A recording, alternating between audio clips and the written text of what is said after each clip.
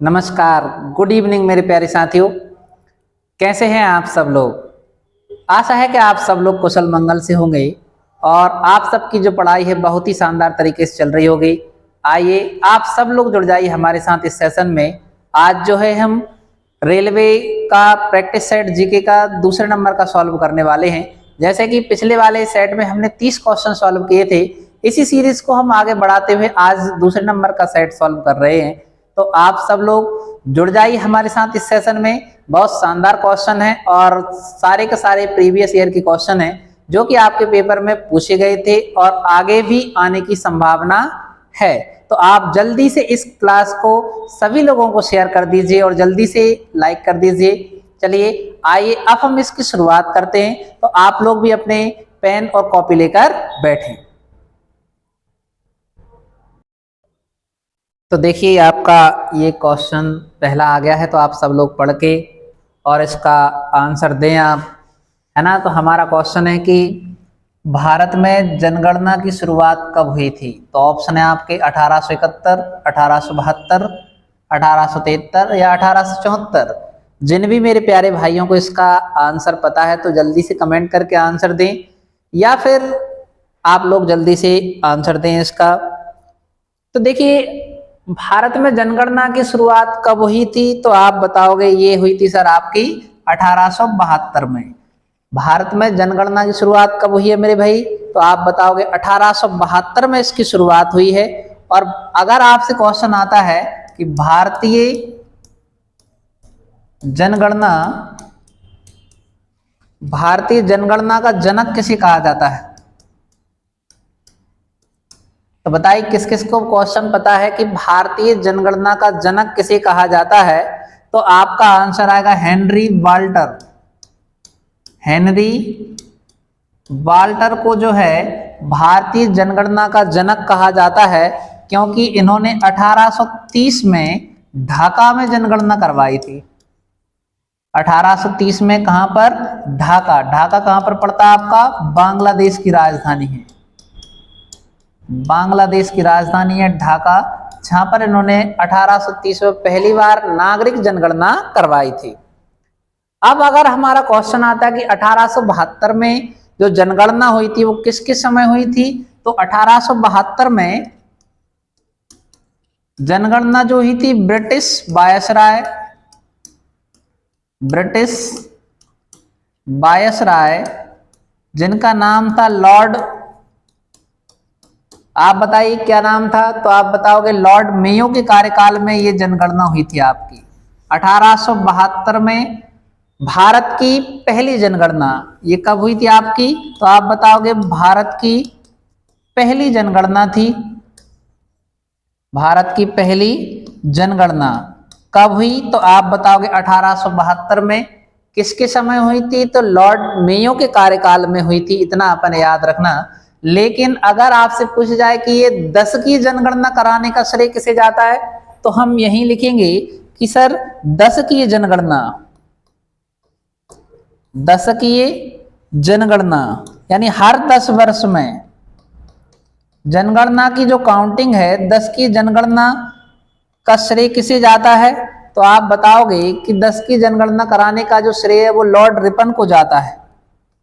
किसे जाता है? लॉर्ड रिपन को जो है 10 की जनगणना कराने का श्रेय जाता है। और इसी समय जो जनगणना है संपूर्ण भारत में हुई थी। संपूर्ण भारत में जनगणना कब हुई थी? तो आप बताओगे सर संपूर्ण भारत में जो जनगणना हुई थी आपकी वो है 1881 में। 1881 में संपूर्ण भारत में जनगणना हुई। और जिसको कराने का श्रेय किसे जाता है? तो आप बताओगे 10 की जनगणना कराने का श्रेय लॉर्ड रिपन को जाता है। इतना क्लियर है मेरे भाई? तो देखिए एक बार और समझिए आप कि भारत में जनगणना की शुरुआत कब हुई? 1872 में। फिर यहीं से क्वेश्चन आता है कि भारतीय जनगणना का जनक किसे कहा जाता है? हेनरी वाल्टर को कहा जाता है। क्यों? क्योंकि इन्होंने 1830 में ढाका में जनगणना करवाई थी। और ढाका कहाँ की राजधानी है अपनी? बांग्लादेश की राजधानी है। कौन सी आपकी? ढाका। अब हम बात करते हैं कि 1872 में जो जनगणना हुई थी वो ब्रिटिश वायसराय जिनका नाम था लॉर्ड मेयो के कार्यकाल में हुई थी। और ये भारत की पहली जनगणना थी। फिर हमारा क्वेश्चन आता है कि 10 की जनगणना या संपूर्ण भारत में जनगणना कराने का श्रेय किसे जाता है, तो उनका नाम था लॉर्ड रिपन। और कब से इसकी शुरुआत हुई थी, तो 1881 में इसकी शुरुआत हुई थी। ये हमें इतना याद रखना है। और अगर हमारा आगे का क्वेश्चन बनता है कि जो वर्ष 2021 की जनगणना है, वर्ष 2021 की जो जनगणना है वो भारत की 16वीं जनगणना है। कौन से नंबर की आपकी, 16वें नंबर की जनगणना है। ये अपने याद रखना है। भारत की जो वर्ष 2021 में जो जनगणना हुई है वो 16वें नंबर की जनगणना है मेरे भाई, ये आपको याद रखना है। इतना क्लियर है? अरे बोलो यस या नो। चलिए अब हम हमारे नेक्स्ट क्वेश्चन पर आते हैं। क्वेश्चन दिया है कि ताम्र संचय यानी कॉपर कलेक्शन का संबंध किससे है।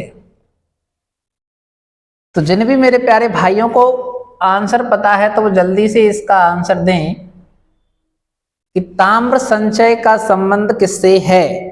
पहला ऑप्शन है चमकीले लाल मृतभांड से, दूसरा है गैरिक मृतभांड से, तीसरा है काले व लाल मृतभांड से, और चौथा है चित्रित व धूसर मृतभांड से। तो ये आपका क्वेश्चन है, जल्दी से आंसर बताएं। तो मेरे भाई आपका जो आंसर होगा ताम्र संचय यानी कॉपर कलेक्शन का जो संबंध है किससे है आपका, काले व लाल मृतभांड से है। ये अपने याद रखना है। किससे संबंध है मेरे भाई, काले व लाल मृतभांड का संबंध किससे है आपका, तो आप बताओगे सर ताम्र संचय से संबंध रखता है। इतना क्लियर है मेरे भाई। चलिए नेक्स्ट क्वेश्चन आपका आता है, आपकी स्क्रीन पर आ चुका है। जल्दी से पढ़ें और इसका आंसर दें। बहुत नए क्वेश्चन है और बच्चे बहुत ज्यादा गलत लगाते हैं, तो आराम से पढ़ते जाएं आप और आंसर जरूर दें। क्वेश्चन है अपना कि परवर्ती हड़प्पा कला वस्तुओं के साथ चित्रित धूसर मृतभांड कहां से मिला है। यह आपका जो आंसर है, ऑप्शन आपके दिए हुए हैं रोपड़, भगवानपुरा, बनावली, और अगला आता है अपना दौलतपुर। जल्दी से इसका आंसर दें। तो मेरे भाई इसका जो आंसर आएगा आपका वो है दौलतपुर। कहां से मिले हैं अपने, पर्वती हड़प्पा कला वस्तुओं के साथ चित्रित धूसर मृतभांड कहां से मिले हैं हमें, तो आपका जो आंसर होगा वो होगा मेरे भाई कहां से मिले आपको, तो आप बताओगे दौलतपुर से मिले हैं, है ना। चलिए अब आपको नेक्स्ट क्वेश्चन आने वाला है, उसका आंसर देना है। जिन भी मेरे भाइयों का आंसर आ जाए तो जल्दी से कमेंट करके आंसर दीजिए। ये आपका क्वेश्चन आपकी स्क्रीन पर आ चुका है, जल्दी से पढ़िए और आंसर दीजिए। क्वेश्चन है कि प्राकृतिक रबर का सबसे बड़ा उत्पादक देश कौन सा है। यह आपका क्वेश्चन पूछा गया है और बहुत से मेरे प्यारे भाइयों को आंसर भी हो सकता है पता हो कि प्राकृतिक रबर का सबसे बड़ा उत्पादक देश कौन सा है। ऑप्शन है थाईलैंड, इंडोनेशिया, मलेशिया या भारत। तो जल्दी से बताएं कि रबड़ का सर्वाधिक उत्पादन करने वाला देश कौन सा है, तो आपका आंसर होगा मेरे भाई थाईलैंड। क्या आंसर होगा अपना, थाईलैंड जो है रबड़ का सर्वाधिक उत्पादन करने वाला देश है। और अगर भारत में पूछा जाए भारत में रबड़ का उत्पादन कहाँ होता है, भारत में रबड़ का जो उत्पादन है वो मेरे भाई राज्य जिसका नाम है केरल। कहां पर होता है आपका, भारत में रबड़ का उत्पादन आपका केरल में होता है। ये आपको याद रखना है कि अगर आपको केरल ना मिले ऑप्शन में तो आपको कर्नाटक लगा के आना है मेरे भाई। केरल अगर ऑप्शन में ना मिले तो अन्य राज्य में अपन लिखेंगे, अन्य राज्य में आप बताओगे कर्नाटक, फिर आ जाएगा आपका तमिलनाडु। कर्नाटक के बाद आप क्या लगाओगे, तमिलनाडु। ये आपके और ऑप्शन हो सकते हैं अगर आपको केरल ऑप्शन में ना मिले तो। इतना क्लियर है मेरे भाई। तो हमने क्या क्वेश्चन था कि प्राकृतिक रबड़ का सबसे बड़ा उत्पादक देश कौन सा है, आप बताओगे सर थाईलैंड। लेकिन भारत में रबड़ का उत्पादन कहां पर किया जाता है, आप बताओगे केरल। अगर केरल ऑप्शन में नहीं है तो क्या बताएंगे हम, कर्नाटक, या फिर आपका हो सकता है तमिलनाडु।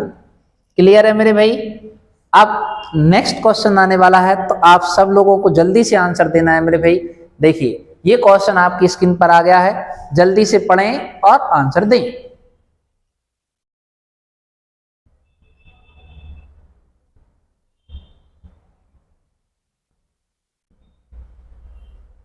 तो देखिए क्वेश्चन दिया गया है कि निम्नलिखित में से कौन से एक सूफी संत ने 7 सुल्तानों का शासन देखा लेकिन किसी के दरबार में नहीं गए।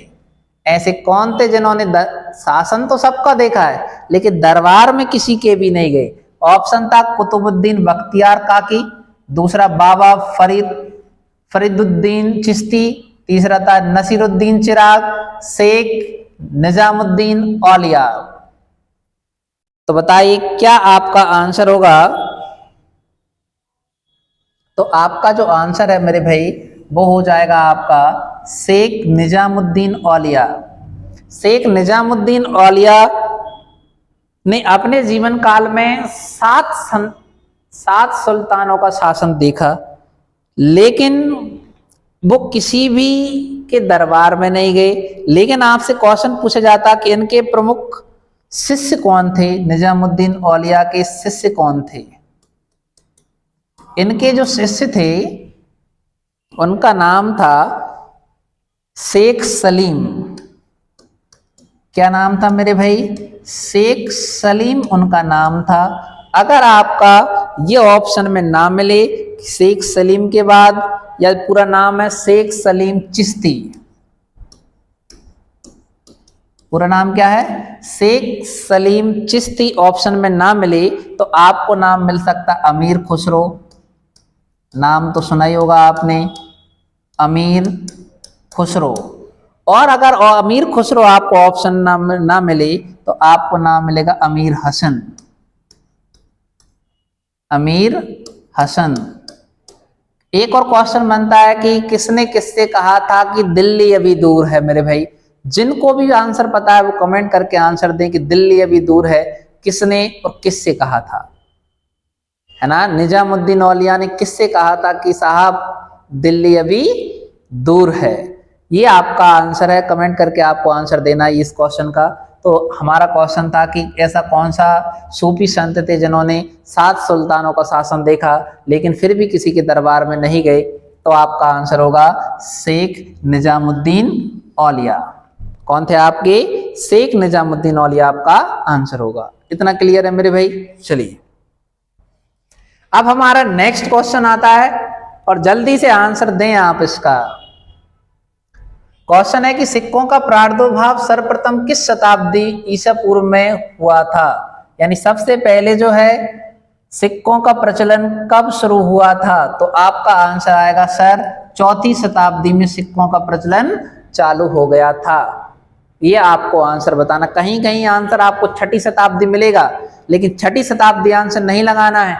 आपको सिक्कों की शुरुआत पूछी जा रही, ना कि आपके सोने के सिक्के पूछे जा रहे हैं। ये भी आपको याद रखना, जैसे कि कनिष्क के समय सोने के सिक्के चलाए गए थे लेकिन हमारा जो आंसर है वो है केवल सिक्कों का प्रादुर्भाव किस समय हुआ था। तो आप बताओगे 4वीं शताब्दी में हुआ था। कब हुआ था मेरे भाई, 4वीं शताब्दी में इसका प्रादुर्भाव हुआ था। अब हमारा नेक्स्ट और बड़ा ही शानदार क्वेश्चन आ रहा है, जल्दी से आंसर दें। भारत में करेंसी नोट प्रेस कहां पर स्थित है। जल्दी से आंसर दें आप, सबको पता होगा करेंसी नोट प्रेस। तो जल्दी से बताइए करेंसी नोट प्रेस कहां पर है। तो ऑप्शन है दिल्ली, नासिक, गांधीनगर या मुंबई। तो करेंसी नोट प्रेस जो है वो नासिक कहां पर पड़ता है आपका। तो आप बताओगे सर महाराष्ट्र में पड़ता है। नासिक महाराष्ट्र में करेंसी नोट प्रेस है। लेकिन अगर आपसे पूछा जाए कौन कौन से जो नोट के प्रेस है आपकी, तो आप बताओगे 10 रुपए का।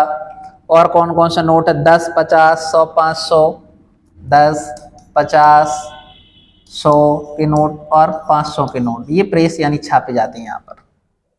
लेकिन अगर आपसे पूछा जाए कि बैंक नोट प्रेस कहां पर है, बैंक नोट प्रेस तो देवास में है। बैंक नोट प्रेस कहां पर है, देवास में। जबकि करेंसी नोट प्रेस कहां पर है आपकी, तो आप आंसर लगाएंगे आपका नासिक, महाराष्ट्र में। इतना क्लियर है मेरे भाई? चलिए नेक्स्ट क्वेश्चन आता है अपना कि लोकसभा तथा राज्यसभा के बीच गतिरोध दूर करने के लिए दोनों सदनों की संयुक्त बैठक आहूत की जाती है। ये आपका क्वेश्चन है, बहुत ही शानदार क्वेश्चन है मेरे भाई, अच्छे से पढ़ें और आंसर दें।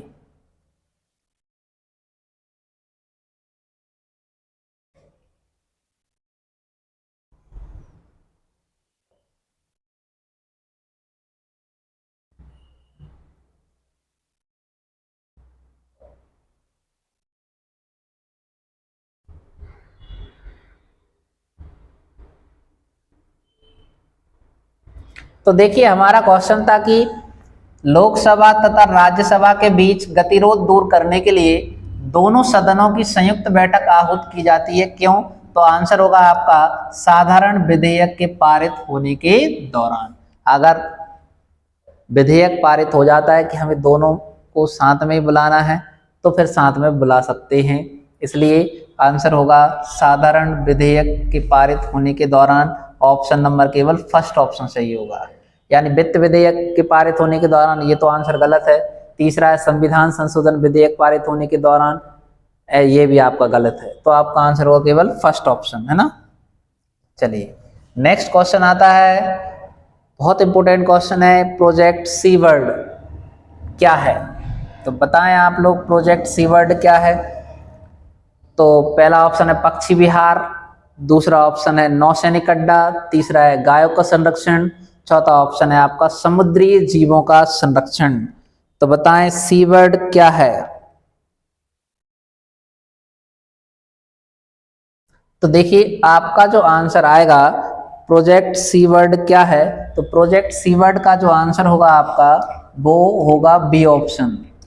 कौन से नंबर का? बी ऑप्शन, नौसैनिक अड्डा। यानी कहने का मतलब ये था प्रोजेक्ट सीवर्ड जो है भारतीय नौसेना की परियोजना थी। ये क्या है आपकी? भारतीय नौसेना की परियोजना है। प्रोजेक्ट सीवर्ड क्या है? भारतीय नौसेना की ये परियोजना है। और वर्ष 1985 यानी 1985 में इसकी शुरुआत की गई थी, यानी 1985 में इसकी शुरुआत हुई थी। शुरुआत कब हुई आपकी? 1985 में। और कहां पर हुई थी तो आप बताओगे कर्नाटक में। प्रोजेक्ट सीवर्ड की शुरुआत कब हुई आपकी? 1985, कर्नाटक में इसकी शुरुआत हुई थी, ठीक है ना। और कई लोगों की भूमि भी इसमें ले ली गई थी। तो ये आपका आंसर है। प्रोजेक्ट सीवर्ड किससे संबंधित है? भारतीय नौसेना से संबंधित है। नेक्स्ट क्वेश्चन आता है औरंग टाइगर रिजर्व किस राज्य में स्थित है? तो आपको जल्दी से कमेंट करके आंसर देना है। औरंग टाइगर रिजर्व किन किन को पता है वो जल्दी से आंसर दें। ऑप्शन है बिहार, पश्चिम बंगाल, असम और मेघालय। औरंग टाइगर रिजर्व कहां पर है? तो देखिए अगर हम बात करें कि औरंग टाइगर रिजर्व जो है वो है आपका असम। कहां पर है मेरे भाई? औरंग टाइगर रिजर्व कहां पर है आपका? आप बताओगे सर असम में है। जी आपको याद रखना, औरंग टाइगर रिजर्व कहां पर है? असम में है आपका। और ये ब्रह्मपुत्र नदी के उत्तर में स्थित है, जी भी याद रखिए। कहां पर है आपका? असम में होने के कारण बाद भी ब्रह्मपुत्र नदी के उत्तर में स्थित है। लेकिन अगर असम का जिला पूछे जाए किस जिले के अंतर्गत आता है, तो आपका आंसर होगा कि असम जिले का कौन सा है? शोणितपुर जिला। शोणितपुर जिला, शोणितपुर जिले में स्थित है आपका कौन सा? Orang tiger reserve. इतना क्लियर है मेरे भाई? और आपको पता है एक और है काजीरंगा राष्ट्रीय उद्यान, कहां पर है? असम में ही है वो भी। बंगाल की एशियाटिक सोसाइटी की स्थापना किसने की थी? तो जी तो आपको बहुत से बच्चों ने पढ़ा होगा कि बंगाल में जो है एशियाटिक सोसाइटी है उसकी स्थापना किसने की थी? बंगाल की एशियाटिक सोसाइटी की स्थापना किसने की थी?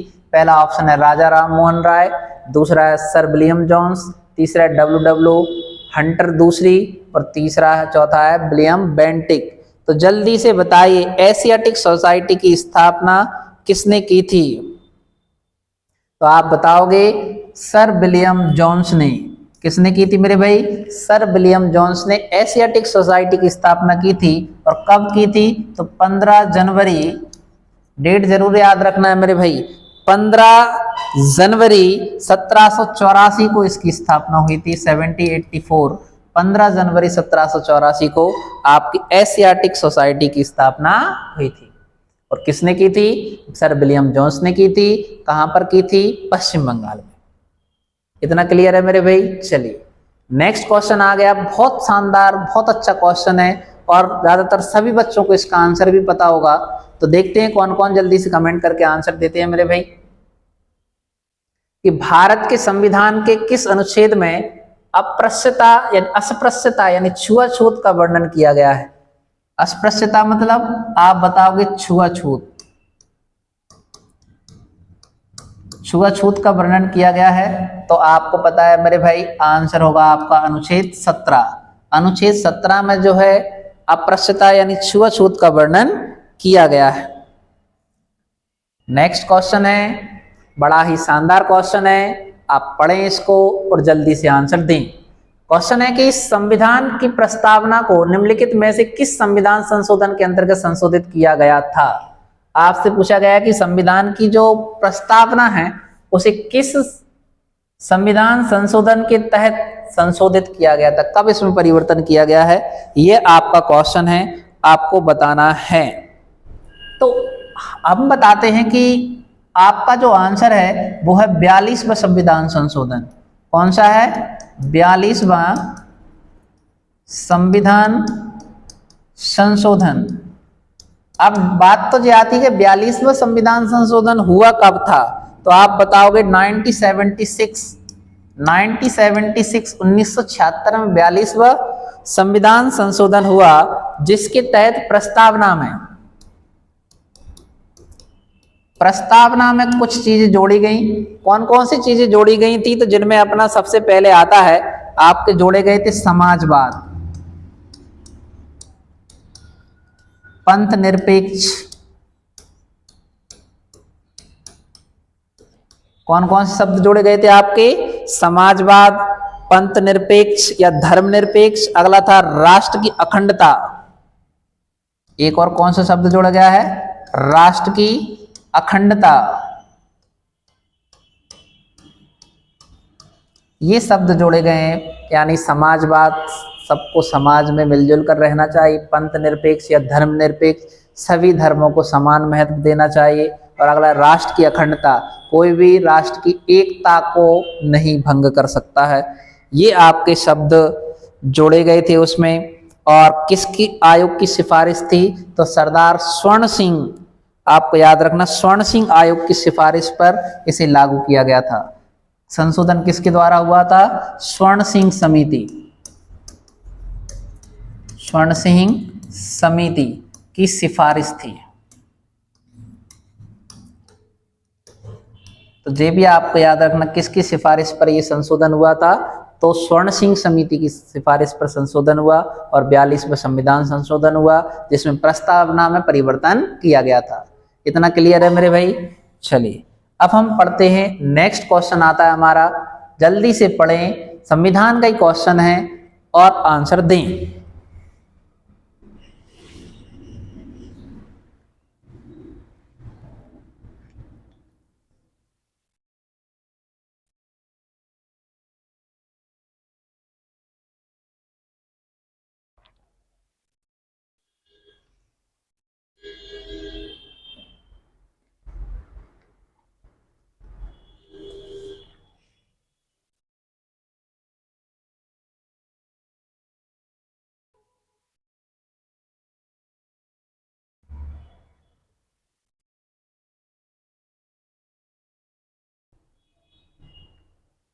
तो देखिए क्वेश्चन है अपना कि भारतीय संविधान में निम्नलिखित में से कौन नागरिकों को मौलिक कर्तव्य हैं?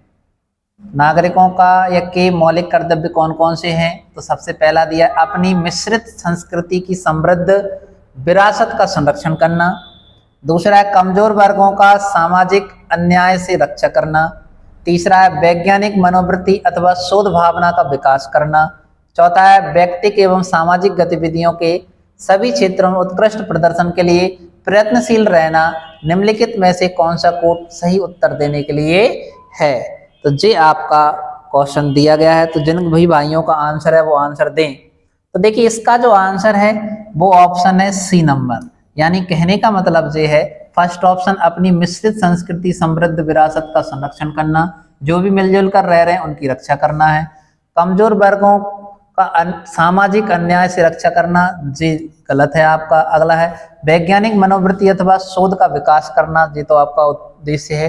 तीसरा है व्यक्ति एवं सार्वजनिक गतिविधियों के सभी क्षेत्रों के उच्च प्रदर्शन को बढ़ावा देना। इतना क्लियर है मेरे भाई। नेक्स्ट क्वेश्चन आता है हमारा कि भारत में ऊर्जा का बृहद स्रोत क्या है? जल्दी से बताएं, ऊर्जा का सबसे बड़ा स्रोत क्या है? तो देखिए सबसे बड़ा सोर्स अगर अपन बताते हैं तो जल विद्युत भी नहीं है, नाभिकीय ऊर्जा भी नहीं है, ज्वारीय ऊर्जा भी नहीं है, तो आपका ऊष्मीय ऊर्जा, ऊष्मा यानी सौर ऊर्जा।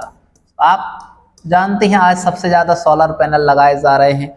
ऊष्मीय ऊर्जा जो है भारत में सबसे बड़ा ऊर्जा का बृहद स्रोत है और अभी बहुत लंबे समय तक इसे नवीकरणीय ऊर्जा भी कहा जाता है। किसमें शामिल किया गया इसे? नवीकरणीय ऊर्जा। नवीकरणीय ऊर्जा मतलब इन्हें भविष्य का ईंधन कहा जाता है। भविष्य में इन फ्यूचर इन पर ही काम किया जा रहा है और ये आपके आगे बढ़ते जा रहे हैं। नेक्स्ट क्वेश्चन आ गया है, बहुत शानदार क्वेश्चन है, जल्दी से क्वेश्चन पढ़े और आंसर दें। बहुत कम समय वाले क्वेश्चन है आपके, है ना, तो जल्दी से क्वेश्चन पढ़ें। ब्राजील किसके उत्पादन के लिए अग्रणी है? यानी ब्राजील में सबसे ज्यादा किसका उत्पादन किया जाता है? ऑप्शन है कपास, चाय, कॉफी, तंबाकू। जल्दी से बताएं ब्राजील किसके लिए प्रसिद्ध है? तो ब्राजील जो है मेरे भाई कॉफी के लिए प्रसिद्ध है, जी आपका आंसर है। ब्राजील किसके लिए प्रसिद्ध है आपका? ब्राजील। किसकी बात चल रही है आपकी? ब्राजील की बात चल रही है। और ब्राजील किसके लिए प्रसिद्ध है आपका? तो ब्राजील जो है कॉफी के लिए प्रसिद्ध है। अब बात आती है ब्राजील किस महाद्वीप में आता है? तो ये आता है आपका साउथ अमेरिका यानी दक्षिण अमेरिका में आता है। कहां पर आता है आपका मेरे भाई? दक्षिण अमेरिका में आता है। कौन आपका? ब्राजील। ये आपको याद रखना है। जबकि अमेरिका कॉफी का सबसे बड़ा उपभोक्ता है, ये तो अपन ने बता दिया। जबकि अमेरिका कॉफी का सबसे बड़ा उपभोक्ता है।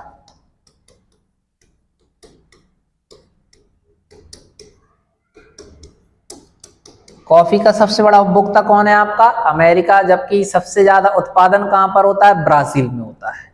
ये आपका क्वेश्चन है मेरे भाई। चलिए नेक्स्ट क्वेश्चन पर बढ़ते हैं। हंसते रहो, मुस्कुराते रहो और आंसर देते रहिए। क्वेश्चन है कि चांदी का अग्रणी उत्पादक देश कौन सा है? यानी चांदी का सबसे ज्यादा उत्पादन किस देश में किया जाता है? ये हमारा क्वेश्चन है। पहला ऑप्शन है संयुक्त राज्य अमेरिका, दूसरा है रूस, तीसरा है दक्षिण अफ्रीका, चौथा है मैक्सिको। जिन भी मेरे भाइयों को आंसर पता है वो जल्दी से जल्दी आंसर दें।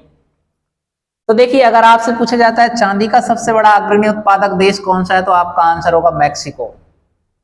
याद रखना आपको, क्या है? मैक्सिको जो है चांदी का सबसे अग्रणी उत्पादक देश है। और मैक्सिको किस महाद्वीप में आता है? तो आप बताओगे उत्तर अमेरिका में। कौन से महाद्वीप में आता है आपका? उत्तर अमेरिका में आपका मैक्सिको आता है। इतना क्लियर है मेरे भाई। चलिए नेक्स्ट क्वेश्चन हमारा आता है, बहुत शानदार क्वेश्चन है। क्वेश्चन है कि पाक जलडमरू मध्य किन दो देशों के बीच में स्थित है? जी आपको बताना है पाक जलडमरू मध्य किन देशों के बीच में है। तो आपको बहुत से बच्चों को पता होगा शायद, है ना। आपको पता है ये हमारा जो भारत है,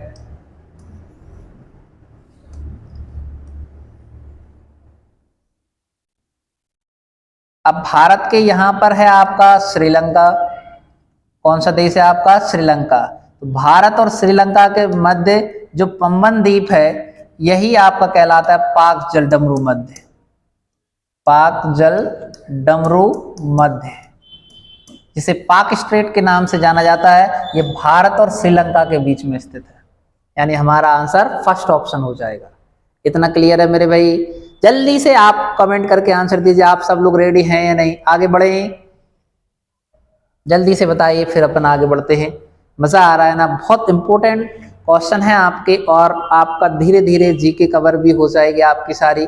आप सब लोग बस बने रहिए ऐसे ही, है ना। नेक्स्ट क्वेश्चन हमारा आ गया है, इतिहास का क्वेश्चन है, मध्यकालीन इतिहास से लिया गया है। क्वेश्चन है कि औरंगजेब के काल में किन सतनामियों ने बगावत कर नारनौल शहर को कब्जे में कर लिया था? वे किसके अनुयायी थे? ये आपका क्वेश्चन है, तो जल्दी से इसका आंसर बताएं। तो देखो एक बार और पढ़ें आप क्वेश्चन को, क्या दिया गया है आपका।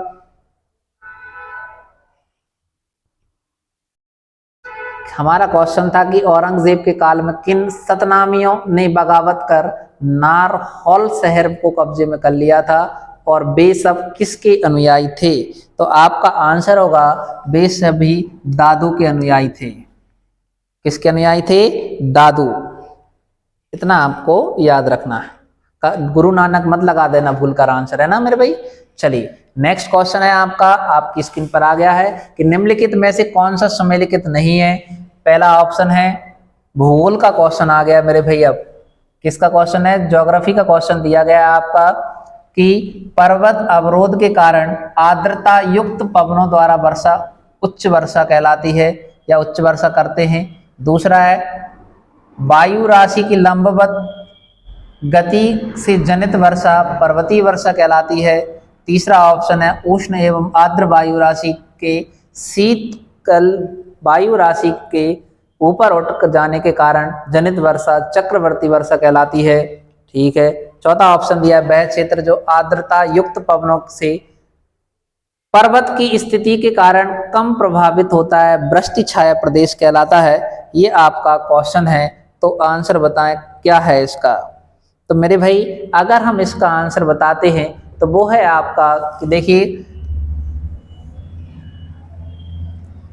आपका जो आंसर है वो है बी ऑप्शन, यानी वायु राशि की लंबवत गति से जनित वर्षा पर्वतीय वर्षा कहलाती है। तो उसने ये पूछा था कौन सा सम्मिलित नहीं है, बाकी तीनों सही हैं। बी ऑप्शन आपका गलत है। पहला था उच्च वर्षा, उच्चावच वर्षा किसे कहते हैं? आपने बताया पर्वत अवरोध आर्द्रता युक्त पवनों द्वारा वर्षा होती है, वो उच्चावच वर्षा कहलाती है।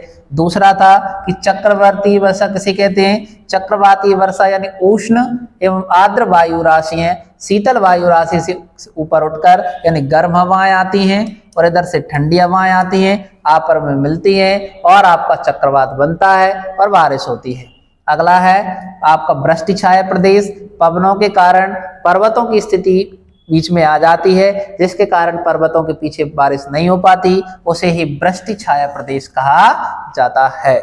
इतना क्लियर है मेरे भाई? यानी हमारा जो आंसर होगा वो बी ऑप्शन है जो कि सुमेलिखित नहीं है। इतना क्लियर है मेरे भाई? चलिए अब हमारा नेक्स्ट क्वेश्चन आता है, बड़ा ही शानदार क्वेश्चन है कि बैंक नोट प्रेस कहाँ स्थित है। आपको अभी कुछ देर पहले ही क्लियर भी किया गया था कि बताइए बैंक नोट प्रेस कहाँ पर है? नासिक, नोएडा, देवास, मुंबई। तो आपको बताया था मेरे भाई बैंक नोट प्रेस कहाँ पर है, आप बताओगे देवास। तो देवास कहाँ पर पड़ता है मेरे भाई? तो आप बताओगे सर मध्य प्रदेश में है। कहाँ पर है आपका? ये मध्य प्रदेश में है बैंक नोट प्रेस। कितना क्लियर है मेरे भाई? चलिए नेक्स्ट क्वेश्चन आता है कि शरीर में सबसे बड़ी अंतःस्रावी ग्रंथि कौन सी है? शरीर की सबसे बड़ी अंतःस्रावी ग्रंथि कौन सी है, यह आपका क्वेश्चन था। ऑप्शन है आपके पिट्यूटरी ग्रंथि, एड्रिनल ग्रंथि, थायराइड ग्रंथि या हाइपोथैलेमस। ये आपका क्वेश्चन है, जल्दी से आंसर दें मेरे भाई। तो आपका जो आंसर होगा, शरीर में सबसे बड़ी अंतःस्रावी ग्रंथि है उसका नाम है थायराइड ग्रंथि। क्या आंसर होगा मेरे भाई? थायराइड ग्रंथि आपका आंसर हो जाएगा। नेक्स्ट क्वेश्चन 23 पर पहुंच गए हैं। बहुत इंपोर्टेंट क्वेश्चन है। अटाला मस्जिद कहाँ स्थित है? जल्दी से कमेंट करके आंसर दीजिए कि अटाला मस्जिद कहाँ पर स्थित है और इसका निर्माण किसने करवाया था? अटाला मस्जिद।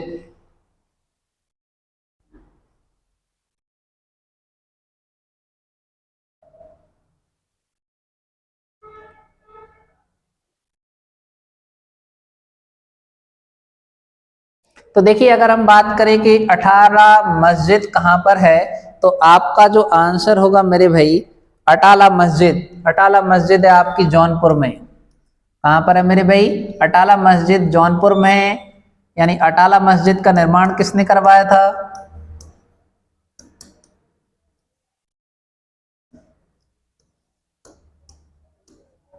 मस्जिद का निर्माण,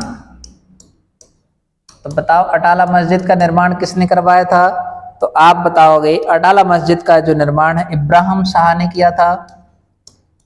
इब्राहिम शाह ने करवाया था। और कहाँ पर करवाया था आपका? तो अटाला मस्जिद का जो निर्माण है, ये इसका निर्माण करवाया गया था आपका जौनपुर।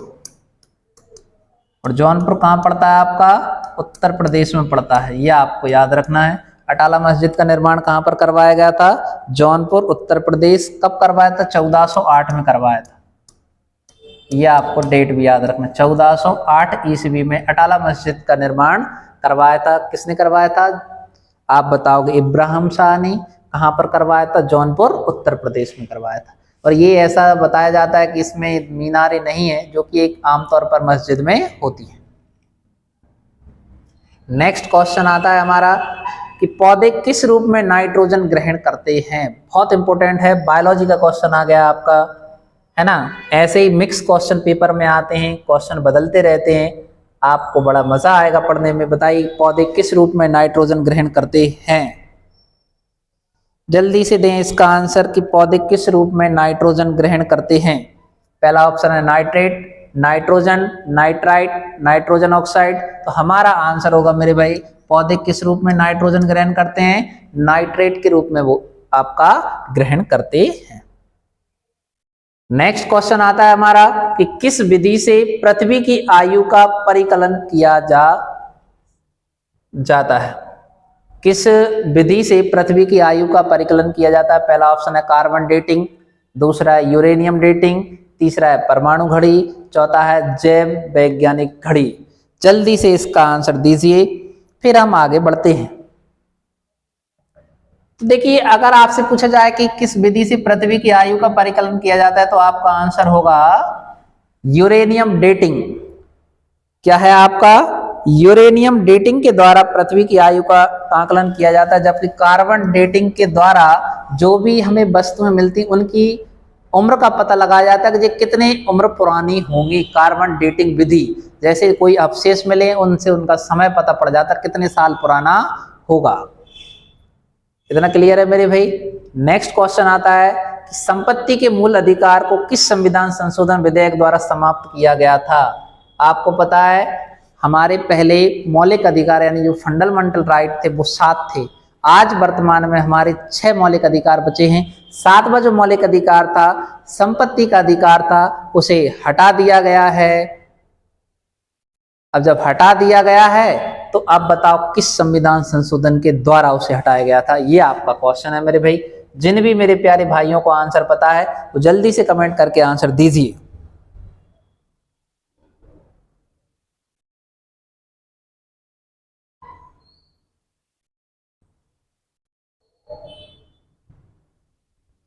तो देखिए, अगर आपका आंसर आता है कि पूछा जाता है कौन सा संविधान संशोधन था, तो आप बताओगे 44वां संविधान संशोधन हुआ था 1978 में। 44वें संविधान संशोधन 1978 में इस संपत्ति के अधिकार को जो है मूल अधिकार से हटा दिया गया है। यह आपका आंसर है मेरे भाई। चलिए, अब नेक्स्ट क्वेश्चन आता है 27 नंबर का क्वेश्चन है। 4 क्वेश्चन और बाकी है हमारे, है ना। जल्दी से आंसर दीजिए, क्वेश्चन बहुत अच्छा है। श्रीरंगपट्टनम में स्वतंत्रता का वृक्ष किसने लगाया था? जल्दी से आंसर दें।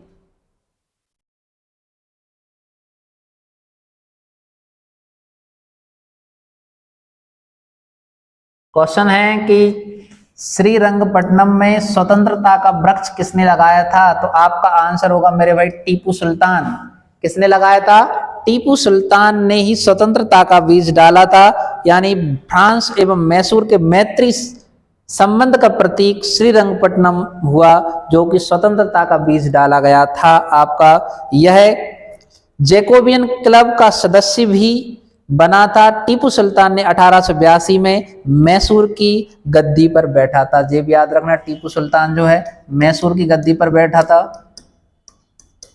मैसूर की गद्दी पर कब बैठा था? तो आपको डेट भी याद रखना। डेट कौन सी है? 1782 में आपकी गद्दी पर बैठा था। जबकि टीपू सुल्तान के पिता का नाम क्या था? तो हैदर अली। हैदर अली उनके कौन थे? पिताजी थे। टीपू सुल्तान को ही बंगाल का शेर भी कहा, मैसूर का शेर कहा जाता है। मैसूर का शेर कहा जाता है। और इसी ने जो है अपनी सेना फ्रांस की तर्ज पे तैयार की थी। फ्रांस की सेना की तर्ज पर तैयार की थी। यानी विदेशी तर्ज पर अपनी सेना तैयार करने वाला पहला कौन सा भारतीय शासक था? तो उसका नाम था टीपू सुल्तान। कहाँ का था? मैसूर का। इतना याद रखना। नेक्स्ट क्वेश्चन आता है अपना, समान वर्षा वाले क्षेत्रों को कौन सी रेखाएं प्रदर्शित करती हैं? ये आपका क्वेश्चन है। जल्दी से पढ़ें, बहुत नए क्वेश्चन आपको मिलेंगे और आपको पढ़ने में भी मजा आएगा। जल्दी से इसका आंसर दें कि समान वर्षा वाले क्षेत्रों को कौन सी रेखाएं प्रदर्शित करती हैं। ऑप्शन है आइसो हाइट्स, आइसो हे लाइन्स, दूसरा है आइसो हाइपस और अगला है आइसो गोनलस। जल्दी से इसका आंसर दें आप। कौन सी रेखाएं जो है वर्षा वाले क्षेत्रों को मिलाती हैं? तो आपका आंसर हो जाएगा फर्स्ट ऑप्शन, आइसो हाइट्स जो है वो आपकी समान वर्षा वाले क्षेत्रों को मिलाने वाली रेखाएं हैं। इतना क्लियर है मेरे भाई। अब हमारा नेक्स्ट क्वेश्चन आता है कि 1 रुपए के नोट पर किसके हस्ताक्षर होते हैं? जल्दी से कमेंट करके आंसर दीजिए मेरे भाई। 1 रुपए के नोट पर किसके हस्ताक्षर होते हैं?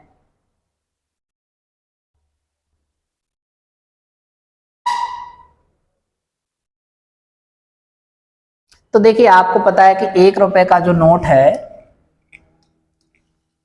1 रुपए के नोट जो है इस पर, इसको जो जारी करता है, किसको जारी करता है? 1 रुपए के नोट को। 1 रुपए के नोट को जारी करता है आपका, उनका नाम है, भारत सरकार जारी करती है, यानी वित्त मंत्रालय के द्वारा ही जारी होता है। और इस पर जो हस्ताक्षर होते हैं वो वित्त मंत्री के हस्ताक्षर होते हैं। ठीक है ना, यानी भारत सरकार जारी करती है। कौन जारी करती है? आपकी भारत सरकार के द्वारा ही जारी होते हैं। लेकिन 1 रुपए से अधिक, 1 रुपए से अधिक के जो नोट हैं, 1 रुपए से अधिक के जो नोट हैं वो आरबीआई के द्वारा जारी किए जाते हैं। आरबीआई यानी रिजर्व बैंक ऑफ इंडिया के द्वारा। और उन पर जो हस्ताक्षर हैं, हस्ताक्षर अब 1 रुपए के बाद 2 का, 3 का होता ही नहीं है नोट आपका। 5, 10, 20, 50, 100, 500 जो भी नोट आपके चलते हैं उन पर हस्ताक्षर किसके होते हैं आपके? तो आप बताओगे रिजर्व बैंक के गवर्नर के। किसके हस्ताक्षर होते हैं? आरबीआई गवर्नर के हस्ताक्षर उन पर होते हैं। इतना आपको याद रखना है मेरे भाई। अब हमारा लास्ट एंड फाइनल क्वेश्चन आता है। जल्दी से इसका आपको आंसर देना है। पढ़ लीजिए आप एक बार क्वेश्चन मेरे भाई।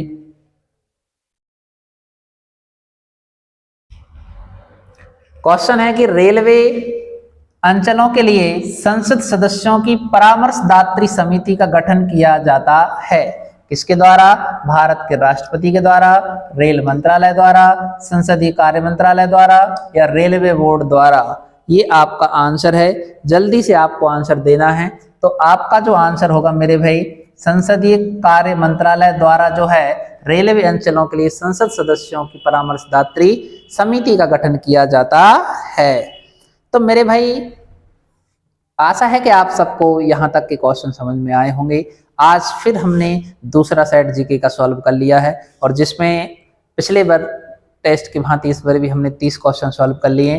कल नेक्स्ट क्लास में मिलते हैं कुछ अगले नए सवालों के साथ जो कि आपके पेपर के लिए बहुत फायदेमंद सिद्ध होने वाले हैं। तो आप बने रहिए हमारे इस चैनल पर, क्योंकि अभी नहीं तो कभी नहीं, इसलिए पढ़ाई पे लगे रहो मेरे भाई। जितना सहयोग होगा उतना आपका सहयोग किया जाएगा। मिलते हैं ब्रेक के बाद। धन्यवाद।